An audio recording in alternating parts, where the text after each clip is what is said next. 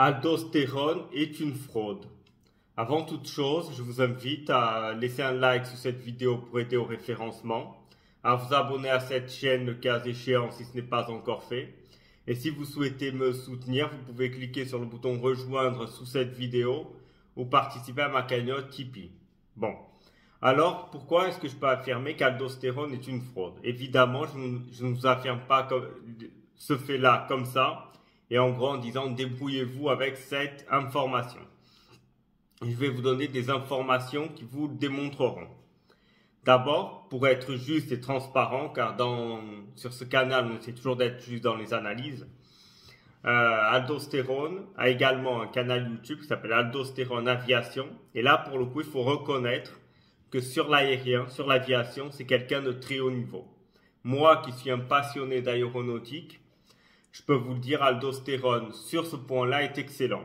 Et sur ce canal-là, il est objectif, il ne va pas dans les conneries habituelles dont il nous parle sur son canal principal, qui font qu'il est pour moi une fraude. S'il n'était que sur l'aérien, aldostérone aurait été quelqu'un que je vous aurais recommandé sans aucun problème.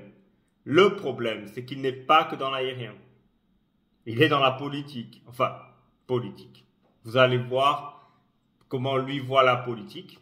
Et surtout dans quel intérêt. Je vous le dis, petit spoiler, c'est financier. Bon, donc je vais vous expliquer pourquoi c'est une fraude. D'abord, c'est un conspirationniste. C'est-à-dire, pour lui, il y a des complots partout. C'est de ce genre de fous comme il y a par exemple à l'UPR ou chez les Patriotes, dont certains nous expliquent que la Terre est plate. Attention, c'est pas son cas lui, mais qui voit des complots partout. Pour lui, tout est complot, alors que souvent ce ne sont pas des complots. C'est la nullité des hommes politiques et c'est leur croyance, leur dogme. Ce ne sont pas nécessairement des complots. Évidemment, je suis pas naïf, il y en a des complots, mais tout n'est pas complot. Et en fait, le problème, c'est que les gens, ces fraudes telles que Aldostérone, Divisio, Idriss Aberkan, Alexis Poulain, Asselineau, entre autres, eh bien, juste milieu, eh bien, toutes ces fraudes, en fait, font du mal au souverainisme. Pourquoi? Car ils nous font passer pour des fous et des malades. C'est-à-dire, lorsque vous vous promenez dans la rue, et que vous demandez à des gens lambda, bonjour, connaissez-vous le mouvement souverainiste? Déjà, on va pas se mentir, peu de gens le connaissent, et ceux qui le connaissent vont dire, ah oui, c'est les conspirationnistes, c'est les fous, c'est les paranoïaques, c'est les gens qui vont nous expliquer que la Terre est plate, que Brigitte Macron est un homme, que tout est complot dans ce monde, bref, le forum de Davos, tout ça. Bon, donc ils nous font passer pour des dingues. Et donc, ils font du mal aux souverainistes. Car évidemment, l'électeur lambda ne va pas voter pour des gens qu'il perçoit comme étant des fous et des malades. Et là, le vrai problème du souverainisme, c'est croire que tout est complot. Voilà. Et des gens comme Aldostérone, qui malheureusement sont très suivis, et donc ils font du mal au mouvement souverainiste, tout simplement. D'ailleurs, les résultats électoraux s'explique par la nullité des leaders du souverainisme, tels qu'Asselineau, Philippot, Kuzmanovic, dit le renard, mais également ces escrocs, ces fraudes, tels qu'Idriss Aberkan et Aldostérone. Bon, en fait, Aldostérone n'est pas souverainiste. Le souverainisme de la France, il s'en fout. Et pourquoi est-ce qu'il s'en fout? D'abord, il s'en fout parce qu'il est algérien, voilà, tout simplement. Et ensuite, il ne vit pas en France. Il a vécu que quelques années en France. Alors me dites-vous, pourquoi parle-t-il de la politique française et pas de la politique algérienne, par exemple, qui, je ne sais pas, lui étant algérien, ce serait plus intéressant. Ça s'appelle, l'explication est toute simple, vue YouTube, tout simplement. Et donc, argent. Évidemment, il parle de ces thèmes de conspirationnisme, que tout est complot, qu'on veut nous tuer sans nous le dire, enfin bref. Et donc tout ça, en fait, ce sont des vidéastes, tels comme Idriss Aberkan et d'autres, qui sont là en fait pour se faire de l'argent, tout simplement. La cause souverainiste s'en branle, c'est ça la réalité. Je sais, ça ne va pas plaire à certains, notamment les fans, et ils sont beaucoup, d'aldostérone, mais c'est un fait. D'ailleurs, son objectif est aussi de vendre ses livres. Hein, d'ailleurs, il fait toujours la publicité de ses livres. C'est un peu comme si moi, sur YouTube, je vous faisais la publicité de mon travail, qui est d'investissement financier. Eh bien, je ne le fais pas, car je trouve que le monde professionnel n'a rien à voir avec mes vidéos YouTube, qui sont un hobby. Je le fais juste comme passe-temps et pour divulguer ce que je pense être une bonne parole politique et économique, tout simplement. Ce n'est pas pour me faire de l'argent. Si je voudrais me faire de l'argent, je parlerai de conspirationnisme, je vous expliquerai que le Web Economic Forum, c'est pour se faire de l'argent, c'est de la conspiration à gogo, que Milei en Argentine c'est génial, alors que c'est pour l'instant en échec, on va pas se mentir. Donc voilà. Donc il est là. D'ailleurs, si vous remarquez, tous ces gens, Aldostérone, Idrissa Berkane, tout ça, sont invités par Philippot, le cercle Aristote, hein, Pierre-Yves Rogeron, une autre fraude, hein, je l'ai déjà démontré dans une vidéo. Donc en fait, tous ces gens s'auto-invitent entre eux pour faire la promotion de leurs livres ou pour faire des vues sur YouTube et ainsi se faire de l'argent. Donc en fait, Aldostérone n'est pas là pour défendre le souverainisme français, il est là pour se faire de l'argent purement et simplement. Et il a trouvé en Philippot un allié de choix, car tous ces gens ayant tous une forte communauté, eh bien ils se passent un peu les abonnés entre eux. Et ces gens qui sont fans de Philippot, s'ils entendent Philippot nous expliquer qu'Aldostérone est génial, ils vont faire quoi? Ils vont acheter les livres d'Aldostérone, qui sont d'une qualité franchement douteuse. Hein? Pour en avoir lu un ou deux qu'un ami m'a une fois prêté, waouh, c'était affligeant, mais bref. Donc voilà, c'est ça le but. Ensuite, il est évidemment, comme tous les souverainistes, évidemment, c'est vendeur. Il est anti-américanisme primaire, c'est-à-dire il nous explique que l'Amérique c'est le mal, les États-Unis c'est le mal, en oubliant de nous dire qu'il a été aux États-Unis, hein, soit dit en passant.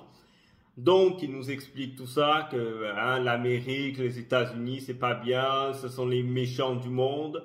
Évidemment il idéalise les dictatures telles que la Russie ou la Chine, en mettant des publications putaclic. Encore une fois, il a parlé sur le cas, vous savez, de ce Allemand et sa femme ukrainienne qui risquaient jusqu'à 1 an de prison parce qu'ils ont divulgué la chaîne RT, je sais plus, sur leur smartphone, un truc dans ce genre-là, en faisant croire que c'est grave. Bon, certes, c'est grave, c'est quand même une atteinte aux libertés, mais c'est 1 an de prison, il y a 1 an de prison dans le monde occidental, ça veut dire que vous n'allez pas en prison.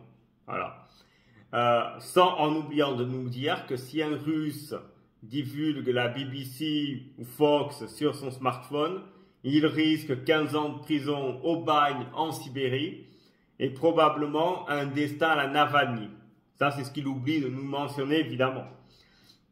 Donc voilà, ça c'est typique du souverainisme, et il sait que c'est ce qui fait des vues.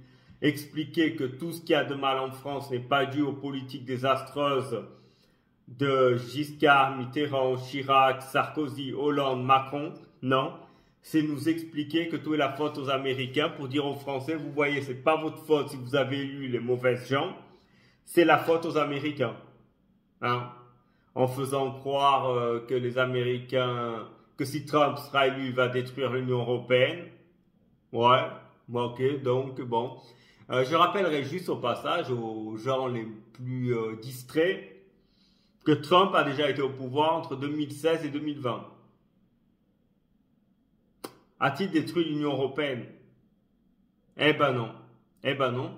D'ailleurs, souvent vous les entendez dire, c'est grâce à Trump qu'il y a eu le Brexit. Ah ouais. Moi je sais pas, mais je crois que le Brexit a été convoqué, le référendum, en 2014 par David Cameron, je crois, à cause de la montée de l'UKIP. Donc si le Brexit a eu lieu, ce n'est pas grâce à Trump, parce que Trump n'était même pas connu à cette époque-là, c'est du fait que les Anglais en avaient marre de l'Union Européenne, preuve étant qu'ils ont voté oui au Brexit. Et c'est en fait comme ils en avaient marre, ils votaient pour le parti de Nigel Farage, l'UKIP.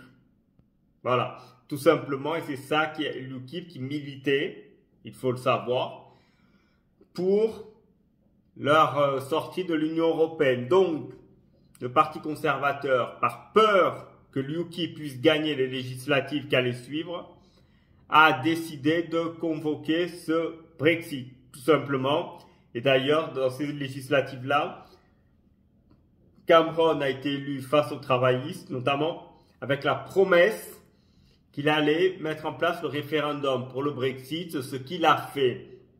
Donc déjà, mentir en nous disant que c'est Trump, non, c'est faux. Voilà, tout simplement, les faits le démontrent. Ni plus ni moins. Si vous ne me croyez pas, vous pouvez toujours aller consulter sur Internet et constater que ce que je vous dis est vrai. Car moi, sur cette chaîne, je ne vous parle que de choses vérifiables. Je ne suis pas dans la conspiration et vous parlez de thèmes sans intérêt. Bon, en parlant de thèmes sans intérêt, justement. Eh bien, Aldosterone parle de thèmes qui n'intéressent pas les Français. Donc, il ne va jamais pousser les Français à voter souverainiste, Mais rappelez-vous, il n'est pas là pour que le souverainisme gagne. Il est là pour se faire de l'argent. Donc, il nous parle de quoi? Il nous parle de termes porteurs dans le microcosme Internet qui permet de l'émulation sur X et sur YouTube, mais qui au niveau électoral n'a aucun intérêt, tel que le Covid, l'OMS, je rappelle juste ça, ils défendent souvent qu'il faut sortir de l'OMS. Je vous dis pourquoi pas. Je rappellerai juste que l'OMS n'impose pas ces mesures. L'OMS est une institution dite de conseil. Vous êtes libre de suivre ou pas. Je rappellerai que les pays qu'ils idolâtrisent, tels que la Chine ou la Russie, sont dans l'OMS. Je rappelle juste comme ça, voilà. Ils nous parlent de Bill Gates, comme si ça avait un intérêt. De l'OTAN, ce qui au fond n'intéresse pas les Français, on ne va pas se mentir. Pour eux, ça peut être important. Pour les Français, ça n'a aucun intérêt. L'Union européenne, idem. Pourquoi? Car je l'ai déjà expliqué dans d'autres vidéos, mais je vais vous le dire ici. Je l'ai expliqué dans un live que j'ai fait hier soir. Là, je vous invite à aller le voir. Où j'ai déjà expliqué que les Français n'arrivent pas à se mobiliser face à un concept abstrait. Les Français se mobilisent contre un ennemi visible, comme lorsque le CNR avait été mis en place pour bouter les Allemands hors de France. Parce que c'est un ennemi concret, un ennemi visible. Là, vous voulez que les gens se battent contre des concepts abstraits. Contre des concepts abstraits, les gens ne se battront pas. Vous pouvez expliquer que la politique économique désastreuse de la France est due en partie aux GOPÉ. Les gens ils disent, qu'est-ce que c'est que les GOPÉ? On ne les voit pas. Et après, comme ces gens, les souverainistes et les fraudes telles qu'Aldosterone, sont toujours sur le conspirationnisme, eh bien l'électeur lambda, il se dit quoi? Ouais, les GOPÉ, c'est encore du conspirationnisme. Voilà, tout simplement. Donc, l'efficacité est inexistante. Je vous l'ai dit, il est donc soutenu par Philippot. C'est dire, hein, quand vous êtes soutenu par Philippot, ça montre déjà le personnage. Il suffit de voir qui entoure Philippot, ou par qui Philippot s'est fait entourer. Donc, vous avez Philippot qui est une fraude, Aldosterone, Idrissa Berkane, qui je voulais démontrer dans la vidéo que je vous ai publiée il y a quelques jours, je vous invite à aller la voir, qu'Idrissa Berkane est également une fraude. D'ailleurs, au passage, Philippot et Idrissa Berkane se détestent. Hein, ils s'invitent juste mutuellement, car comme tous les deux ont une forte communauté YouTube et réseaux sociaux, c'est une façon de faire des vues, de vendre de l'argent et promouvoir leurs livres, tout simplement. Palomba, qui est une pompe à vélo, on ne va pas se mentir, hein, et Murillo. Et donc, il faut savoir aussi, peu de gens le savent, Philippot, Murillo et Palomba passent leur vie à aller en boîte de nuit se bourrer la gueule, alors qu'ils nous donnent toujours des leçons de morale et de vertu. Ils vont se bourrer la gueule jusqu'à 5 h du matin au lieu de travailler. Et après, comment peuvent-ils travailler la journée? Vous imaginez bien qu'ils se réveillent qu'en milieu d'après-midi. Donc, vous savez, ils ont deux choses. Sortir le soir ou travailler. Vous savez quel choix ils ont fait. Donc tout ça vous démontre un personnage et je pense que ça vous montre le fait qu'Aldosterone est une fraude. Pour finir ma conclusion sur le fait qu'Aldosterone est une fraude, je vais vous lire ici quelques-uns de ses tweets. Donc vous pourrez d'ailleurs le constater sur son Twitter. Donc voilà ce que nous dit Aldosterone. Et là, d'abord, le premier tour va vous montrer son anti-américanisme primaire qui est en rapport avec le sauvetage d'un astronaute américain par un vaisseau spatial, par un appareil spatial russe. Voilà, c'est un tweet qu'il a republié. Donc, pourquoi les médias occidentaux n'ont-ils pas couvert cette histoire hier? Quelle est l'histoire, me direz-vous? L'astronaute américaine Tracy Dyson, abandonnée par la NSA, a été ramenée sur Terre en toute sécurité à bord du vaisseau spatial russe Soyouz M-25.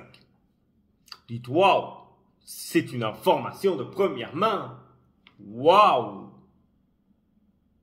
Mais, ce qu'il oublie de nous dire, c'est que contrairement à ce que ce poste vous affirme, l'astronaute n'a pas été abandonné.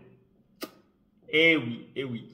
En fait, il y a eu un accord entre la NASA et l'agence spatiale russe, Roscosmos, je crois que ça s'appelle comme ça, qui a été annoncé d'ailleurs il y a un an. C'est-à-dire il y a un an, il a annoncé qu'il y avait un partenariat entre les deux